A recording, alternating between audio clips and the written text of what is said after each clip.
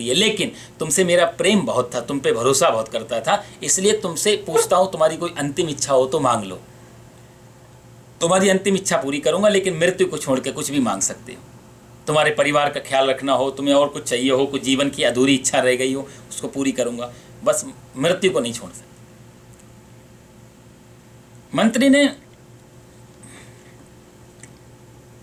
राजा को देखा, राजा जिस घोड़े पे आया था उस घोड़े को देखा, और घोड़े को देखते ही मंत्री रोने लगा। राजा ने पीछे मुड़ के देखा, घोड़ा, मंत्री आप घोड़े रोते हो, इतने मरने से डर लगता है, इतने युद्ध लड़े हमने मिलकर के, कभी आप पीछे नहीं हटे। राजा कितना ही नाराज हो, पर मंत्री की बहादुरी पे कोई शक नहीं था राजा। सम्राट बोला तुम अब रो रहे, मरने से डर रहे हो?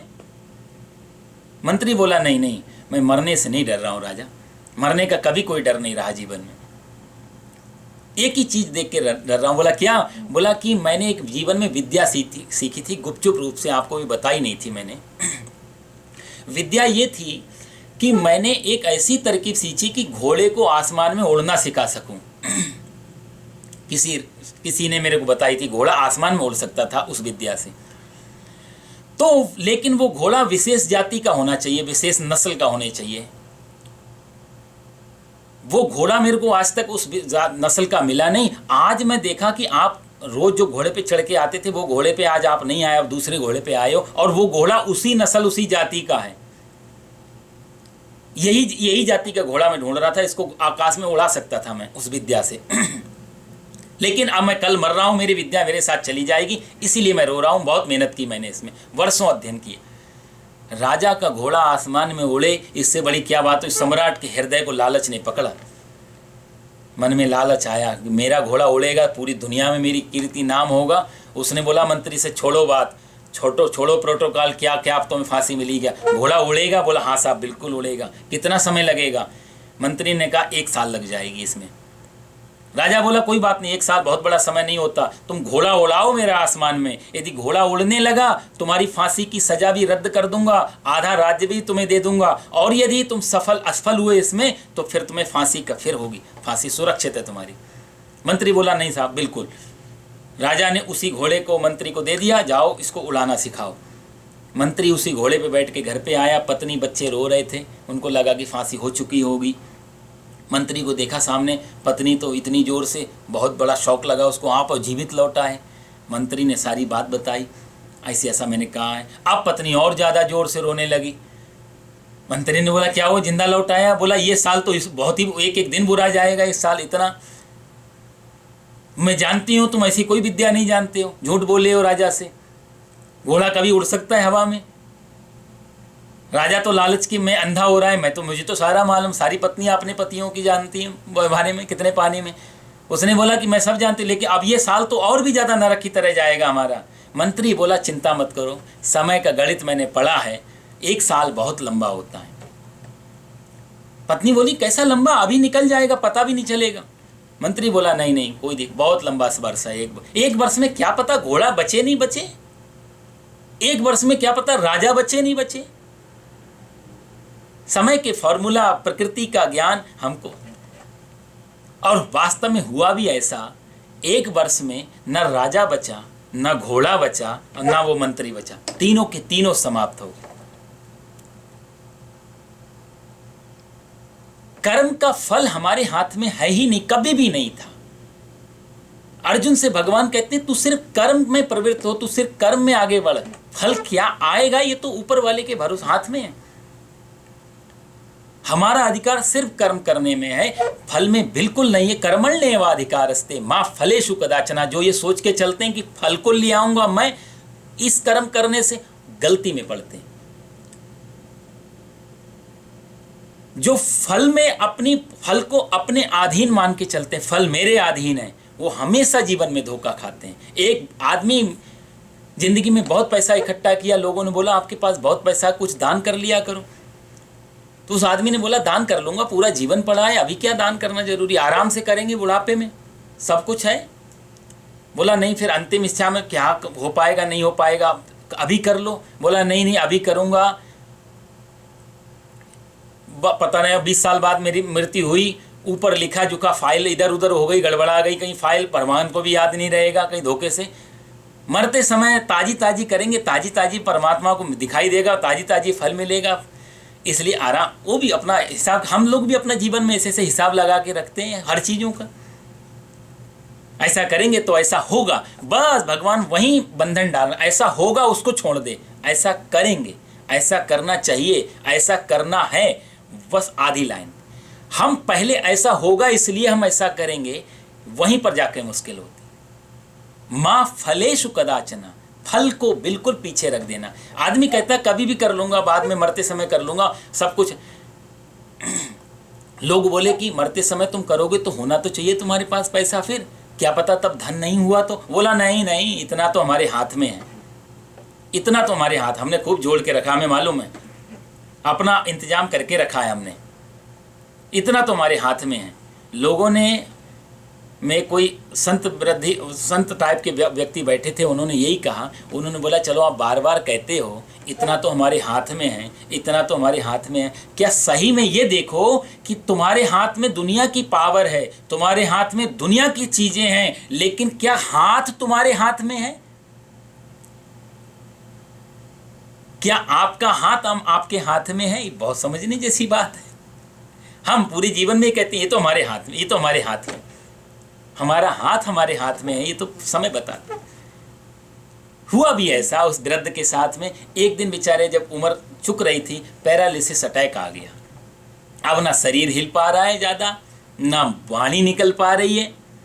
वो चालाक आदमी था, उसने क्या किया था, जिस कमरे में रहता था उसी कमरे की दीवार में पैसा धन दौलत जो भी था, सोना चांदी चुनवा दिया था, दीवार में बंद करवा दिया था। तो दीवार में चुनवा दिया तो उसी कमरे में रहता था। अब जब उस बेचारे का ऐसा समय आया कि लगा अब ज़्यादा ये बचेगा नहीं, तो लोग आए जो शुभचिंतक थे, उन्होंने कहा देखो हमने तुमसे कहा था जीवन के रहते रहते थोड़ा दान कर लो, थोड़ा अपने हाथ से ही कुछ करके जाओ अच्छी तरह से, ऐसा बोला था। पर तुम कहते थे हमारे हाथ में, हमारे हाथ में। बताओ कहाँ है तुम्हारे हाथ में वो? अभी भी तुम्हारे हाथ से दान करवा दें, पता नहीं तुम कब तक तुम्हारा रहा नहीं रहा शरीर। तो अब उस आदमी की घर जो कमरे की दीवार थी उसमें वो रखा हुआ है सब कुछ पैसा टका। तो बेचारा उधर बार बार देखता है और उधर देख करके हाथ पैर चलते नहीं, तो धीरे धीरे से आँखों से और उंगली से इशारा करता है कि उधर है, उधर है, उधर है दीवार में। तो लोग पूछ रहे थे कि अच्छा, दोनों बच्चे उसके पास में खड़े थे, तो बच्चों से पूछा अच्छा, बच्चों को मालूम था जब इसने दीवार में लगवाया था, बच्चों को ने छुप के देख लिया था। तो बच्चे ने सोचा हम क्यों कहें, अब ये बाप तो जा ही रहा है, धन तो बचे। तो लोगों ने पूछा कि तुम्हारे पिताजी बार बार दीवार की तरफ इशारा करके क्या कहते हैं? तो बच्चे बोले ये बेचारी यही कह रहे हैं, अब कहाँ है पैसा, जो कुछ पैसा था सब इसमें लगा दिया, सब इसमें लगा दिया, सब इसमें लगा दिया, पैसा कहाँ बचा हुआ है, सब इसमें घर मकान बनाने में लग गया। हमारा हाथ हमारे हाथ, कर्मण्येवाधिकारस्ते माँ फलेषु कदाचन। कहते हम पहले सिर्फ फल को, जब जो व्यक्ति पहले रख लेता है, जीवन में दुख का कारण यही है कि पहले फल को रख लेना, फिर कर्म में प्रवृत्त होना। भगवान कहते हैं कि पहले तुम कर्म कर लो और बाद में फल अपने आप आता है, समष्टि से फल आता है। क्योंकि फल में हमारा अधिकार इसलिए भी नहीं हो, हम शेयर होल्डर हैं फल में, हम उसमें कुछ अपने कर्म का इन्वेस्ट किए हुए हैं। सही में देखा जाए तो पूरे फल पे हमारा अधिकार नहीं है। जैसे एक किसान आदमी, हमारे शास्त्रों में लिखा है, एक किसान मुट्ठी भर अनाज को लेके खेत में डाल देता है। अब खेत में जो अन्न डाला है वो अन्न पृथ्वी 1000 गुना वापस करती है। जितनी क्वांटिटी में खेत में अन्न डाला उतना ही वापस हो जाएगा, तो फिर कोई किसानी नहीं करेगा, कोई खेती नहीं करेगा। पृथ्वी उसका कई गुना वापस करती। किसान ने तो कुछ डाला, बहुत कुछ वापस आया। शास्त्रों में कर्मकांड में कहते हैं कि जो बहुत कुछ पृथ्वी ने वापस किया, उसमें आपका हिस्सा, आपकी मेहनत का हिस्सा आप ले लो, बाकी और भी बचता है जो समष्टि के लिए उसने भेजा। जिनके पास हाथ नहीं है, पैर नहीं है, बुद्धि नहीं है, कमाने के लिए, बोने के लिए, फसल उगाने के लिए, वो कीड़े पतंगे, वो गाय भैंस, बहुत सारे ऐसे जीव जंतु हैं जो ये खेती नहीं कर सकते। पृथ्वी उनके लिए भी उनका हिस्सा भी देती है अपने गर्भ से। आप सिर्फ अपनी तनख्वाह, अपनी सैलरी ले लो, आपसे कितना फायदा हुआ है कंपनी को, वो आप उसमें हिस्सा तो नहीं मांग सकते हैं ना। आप ये नहीं सकते हमने 8 घंटे में इतना ज़्यादा काम। हाँ, कंपनी अपनी तरफ से रिवॉर्ड अवार्ड दे, वो बात अलग है। कंपनी अलग से आपको साल में जो देती है वो चीज़ बात अलग है, कंपनी की अपनी खुशी है, आपको आपकी सैलरी मिल जाती है। तो कर्म कांड का भी वही नियम है कि हम जो करते हैं और फल जो आता है वो पूरे फल पे हमारा अधिकार कभी भी नहीं है। और जो पूरे फल को भोगने की इच्छा करता है वो पाप का भागी है। इसलिए जीवन में जो भी जितना मिल रहा है वो कभी ये सोच के नहीं करना चाहिए कि ये मेरे कर्म का फल है। उसमें बहुत लोगों का हाथ है, बहुत लोगों के हिस्से हैं उस फल में। इसलिए हमारे गृहस्थियों में, भारत में परंपरा रही कि जब अन्न घर पे आता था और अन्न जब पकता था तो पहले उसी अन्न में से, जैसे चावल आए, चावल थोड़े दाने भगवान चिड़ियों को डाले गए, उससे जब रोटी बनी आटे से, वो आटे की एक पहली रोटी अग्नि में ही डाल दी गई, दूसरी रोटी गाय को चली गई, तीसरी रोटी अतिथि को गई। घर में अतिथि भी उस समय यदा कदा आते ही रहते थे। तीसरी रोटी अतिथि को गई, चौथी रोटी घर के मालिक को गई, पांचवी रोटी बच्चों को गई, छठी रोटी घर की स्वामिनी जो गृह मंत्री है, जो पत्नी है, लक्ष्मी है, वो प्रसाद लेती थी। और अंतिम रोटी वो फिर भी बचाती थी जो घर के श्वान, जो कुत्ता है, उसको जाती थी। बहुत लोगों का हिस्सा होता था। इस हिसाब से जब अन्न का वितरण होता था, वो अन्न खाने से बुद्धि, जिसकी भगवान बात कर रहे हैं, सत्व बुद्धि, सांख्य बुद्धि, बुद्धि योग, जिसके सारे, उसका निर्माण होता था। क्योंकि अन्न का बहुत बड़ा रोल, मैं पहले भी आपको बता चुका हूं। ये सब सुनने के लिए मन तो उतना शुद्ध, उतना पवित्र होना चाहिए। सुनने के लिए भी मन में बहुत बहुत पवित्रता होनी चाहिए। समझने के लिए तो कितनी पवित्रता की जरूरत है, वो बात ही अलग है। सुनने के लिए भी, इसमें भी भोजन का बहुत बड़ा रोल है। हम कितना ध्यान से सुन पा रहे हैं चीजों को, कितना पकड़ पा रहे हैं, कितना मन लग रहा है इसमें। इसमें अन्न बहुत बड़ा रोल अदा करता है। वो भगवान आगे गीता में कहेंगे कि जिस घर में अन्न पकता है कि मैं खाऊंगा, वो समझ लो अपना पाप खा रहा है। और जिसमें घर में अन्न पकता है कि भगवान ने प्रसाद दिया है, मैं प्रसाद को ग्रहण कर रहा हूं, तो प्रसादे सर्व दुखाना, फिर वो दुखों का हरण करता है। तो मेरा कहने का भाव ये था कि कर्म करने का अधिकार मनुष्य का है, फल भोगने का अधिकार हमारा नहीं है। और जो फलाकांक्षा से पहले भरे होते हैं, जो पहले फल चाहते हैं, कर्म नहीं करते, वो फल तो उनको मिलता ही नहीं है। कारण क्या होता है कि साइकोलॉजिकल भी देखो तो कई बार फल की इच्छा में मन इतना उलझ जाता है हम लोगों का कि कर्म करने के प्रति उतनी ऊर्जा रह नहीं पाती। कर्म करने के लिए एनर्जी की जरूरत पड़ती है और फल की इच्छा में हमारी वो एनर्जी वेस्ट होती है, और जबकि फल हमारे हाथ में नहीं होता। तो जो जितना ज्यादा फल में उलझेगा, परिणाम में, लक्ष्य में, पाने में जितना उलझेगा, उतना ही कर्म कम करेगा। इसलिए अक्सर आलसी लोग कल्पनाओं के ज्यादा जाल बुनते हैं, कर्म नहीं कर पाते उतना। जितना बड़ा आलसी होगा उतना फल में उसका ज्यादा ध्यान होगा, कर्म करने में कम होगा। क्योंकि चित्त बट जाता है दो जगह, मन दो जगह बट, एक फल में, एक कर्म में। भगवान कहते हैं कर्मण्येवाधिकारस्ते, मन का सारी जो शक्ति, ऊर्जा वो कर्म में लगा दे, उसको बांट। 100% ऊर्जा यदि कर्म में लग जाएगी तो 100% ही फल आएगा। हमारी ऊर्जा बटी हुई होती है, इसलिए फल भी हमें टुकड़ों टुकड़ों में मिलता है, रो रो के मिलता है, खंडित खंडित मिलता है, क्योंकि चित्त वृत्ति बटी होती है फल में और कर्म में। इसलिए फलाकांक्षा वाला मन जब कर्म करेगा तो उसका फल कम आएगा ही आएगा। फल में हमारा कोई अधिकार नहीं है। श्रीमद् भागवत की एक कथा मेरे को और याद आ रही है। एक आत्मदेव नाम के ब्राह्मण,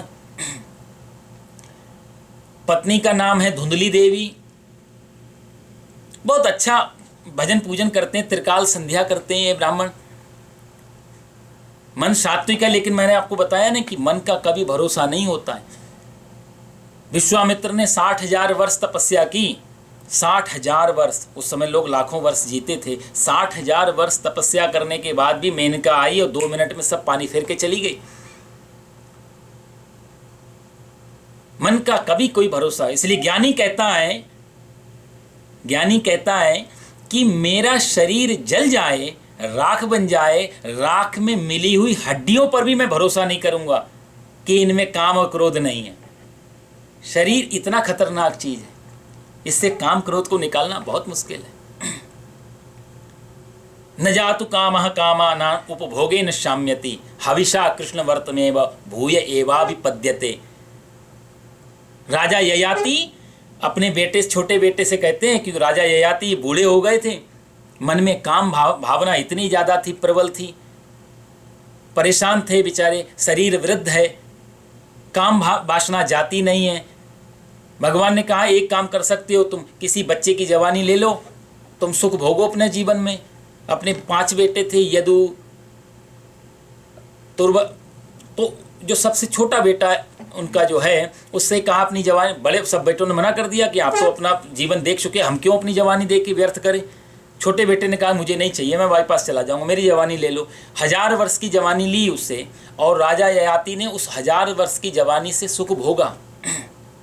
एक दिन मन में बैठे बैठे अपना आत्मग्लानि से भर गई, देखो मैंने अपनी जवानी भी भोग ली, अपनी बच्चे की जवानी से भी संसार के सारे सुख भोग रहा हूँ, मन आज भी बूढ़ा होता दिखाई नहीं देता है। शरीर बूढ़ा हो रहा है, मन बूढ़ा नहीं होता। मन में आज भी वही वासनाएं, बार बार वही सब। मन को आज वैराग्य पकड़ा, और अपने बेटे से जाके उन्होंने बहुत सुंदर बात कही, न जातु कामा कामानाम उपभोगे न शाम्यति। श्रीमद् भागवत का श्लोक।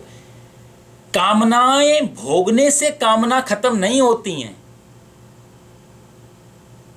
उपभोगे न शाम्यति हविषा कृष्ण वर्त में, जैसे जलती हुई अग्नि में कोई एक एक बूंद भी घी की डालता रहे और सोचे अग्नि बुझ जाए, तो अग्नि कभी नहीं बुझेगी, थोड़ी जलेगी पर जलेगी। कामना रूपी अग्नि हवन कुंड में कामना रूपी यदि आहुति देते रहोगे और सोचोगे ये हवन कुंड समाप्त हो जाए, तो कभी नहीं होगा। हविषा कृष्ण वर्त में भूय एवाभिपद्यते, इसलिए इनसे बाहर निकलना है। सारा राजपाट दे दिया, उसी बेटे के नाम से यदुवंश का जन्म हुआ, भगवान श्री कृष्ण ने जिसमें अवतार लिया यदुवंश। वो कथा कभी आपको सुनाएंगे, बहुत सुंदर कथा है।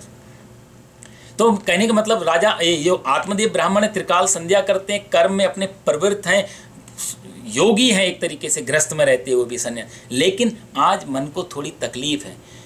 क्यों? क्योंकि घर में तुलसी का पौधा लगाया था, कभी हरा भरा नहीं रहा, हमेशा सूख जाता है, बार बार फिर पौधा लाके लगाते हैं, सूख जाता है। घर में एक गाय पाली थी, गाय जब से घर में आई बेचारी कभी वो बच्चा ही नहीं दिया, उसने गर्भवती नहीं हुई। गांव वालों ने तो उल्टा सीधा कहना शुरू कर दिया, साहब अच्छी बातें थोड़ा कम उतरती हैं, बुरी बातें जल्दी उतरती दिमाग में। कोई आदमी कहे कि बहुत बड़े तपस्वी हैं, बहुत अच्छे व्यक्ति हैं, थोड़ा कम समझ में आता है ये बात। लोग हाँ हम जानते हैं उनको, ठीक ही है। पर कोई कहे कि हमने उनको चोरी करते हुए देखा, गलत काम करते हुए देखा, वो तो काहे के तो तुरंत हम लोग भरोसा, हम कभी नहीं कहते तुम झूठ बोल रहे, वो आदमी अच्छे ही हैं। गलत का हमारे प्रति बड़ा ज़्यादा आकर्षण है, अच्छे को हम कम स्वीकार कर पाते हैं, गलत को जल्दी और ऑटोमेटिकली स्वीकार कर लेते हैं। कोई आदमी कितनी बुराई कर ले, कितनी निंदा चुगली कर ले, हम काट कम करते हैं, लेकिन बहुत देर तक कोई बड़ाई करता रहे तो बोर हो जाते हैं, छोड़ो भी, हो गई बात। 2 विद्वानों को एक राजा ने अपने घर पे बुलाया भोजन के लिए बुलाया। दोनों विद्वान घर पे आए, बोला आप लोग स्नान कर लो, आपके भोजन की व्यवस्था की गई है। विद्वान लोग दोनों भोजन, बोला ठीक है। एक नहाने चला गया, एक बैठा हुआ है। राजा ने बोला कि आप देखो इतने विद्वान हैं, इतना पढ़े लिखे हैं, बहुत धन्यवाद आप हमारे घर पे भोजन करने आए। तो आप इतने विद्वान हैं, तो ये आपके साथ हैं, ये भी आप बहुत विद्वान होंगे ना। तो विद्वान बोला काय का विद्वान, घोड़ा है पूरा वो। अब साथ में 1 से 2 भले थोड़ा बातचीत हो जाती है, इसने साथ में रखना पड़ता है, घोड़ा है घोड़ा। राजा बोले अच्छा।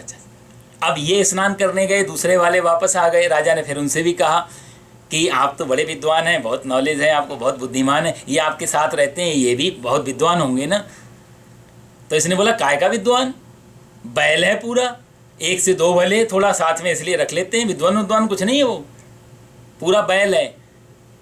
राजा ने सोचा अच्छा जी।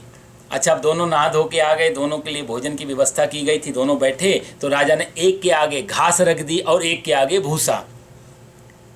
अब विद्वान ने देखा गाय और भूसा और घास दोनों बिगड़ गए। राजा क्या हमारा अपमान कर दिया तुमने, विद्वानों को बुला के घर में, और ये ऐसा अपमान। तो राजा बोले उत्तर तो आपसे ही मिला था, आपने कहा था एक बैल है और एक घोड़ा है, तो आपके घोड़ा और बैल, घोड़ा के लिए हमने घास रखी है, बैल के लिए भूसा रखा है, आपसे ही मिले थे, आपका परिचय आपसे ही मिला हमें। अच्छी बातें गले के नीचे थोड़ी कम उतर पाती हैं, जो बोरियत वाली होती हैं। बुराई, निंदा, चुगली का जो रस है वो यही है, क्योंकि जीवन का हमारा दर्शन ही ऐसा रहा है। आत्मदेव इतना पूजा करते हैं, लेकिन गांव वालों ने जब उनके विरुद्ध कहना शुरू कर दिया कि देखो आपकी गाय भी बच्चा नहीं दे रही है, आपका घर में तुलसी का बिरवा भी कभी हरा नहीं रहता है, हमें लगता है कहीं ना कहीं आपके ग्रह में दोष है, आपके ग्रस्त में दोष है, आपके घर में संतान नहीं कोई, इसलिए दोष लगा हुआ है। अब आत्मदेव को धीरे धीरे कोई बात वही रिपीट की जाए बार बार बार बार। मंत्र का मतलब क्या होता है? मंत्र का मतलब होता है मन्ना त्रायति इति मंत्र। बार बार उस चीज को जपा जाए जपा जाए जपा जाए तो मन को त्राण कर दे, मन में परिवर्तन ला दे, वही तो मंत्र है। वो मंत्र अच्छा भी हो सकता है, बुरा भी हो सकता है। आप कुछ भी जपो वो मंत्र हो जाएगा। जहां मन का त्राण, जहां मन का परिवर्तन, जहां मन में चेंजिंग आनी शुरू हो जाए, किसी भी शब्द को बार बार दोहराने से मन में परिवर्तन आता है। इसलिए हमारे यहाँ अच्छी चीजों को मंत्र कहा गया, मन का त्राण करने वाले। ये आत्मदेव परम तपस्वी हैं, त्रिकाल संध्या करने वाले हैं। इनके मन को भी उन साधारण लोगों की बातों ने इनके मन में परिवर्तन ला दिया। इनको भी अब धीरे धीरे लगने लगा। इसलिए कहते हैं कभी अपने आप पे भरोसा नहीं करना चाहिए कि हम पहुंच गए या हमको सब जानकारी है।